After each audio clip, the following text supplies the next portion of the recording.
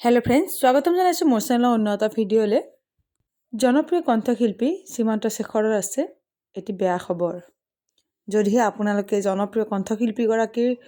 কণ্ঠত গীত শুনি ভাল পায় তেতিয়াহলে আপোনালোকৰ নিশ্চয় মনটো বেয়া লাগিব বিহু বা আন সাংস্কৃতিক অনুষ্ঠানত গীত নগোৱাৰ সিদ্ধান্ত লৈছে জনপ্ৰিয় কণ্ঠশিল্পী গৰাকীয়ে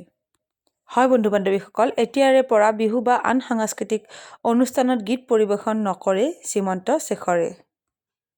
ৰাজ্যিক চলচ্চিত্ৰ বিত্ত উন্নয়ন নিগমৰ অধ্যক্ষ হিচাপে জনপ্ৰিয় কণ্ঠশিল্পী শ্ৰীমন্ত শেখৰক দায়িত্ব দিয়া হৈছে আৰু সেয়েহে তেখেতে এই দায়িত্ব গ্ৰহণ কৰি সিদ্ধান্ত লৈছে তেখেতে বিহু বা আন সাংস্কৃতিক অনুষ্ঠানত গীত পৰিবেশন নকৰে বুলি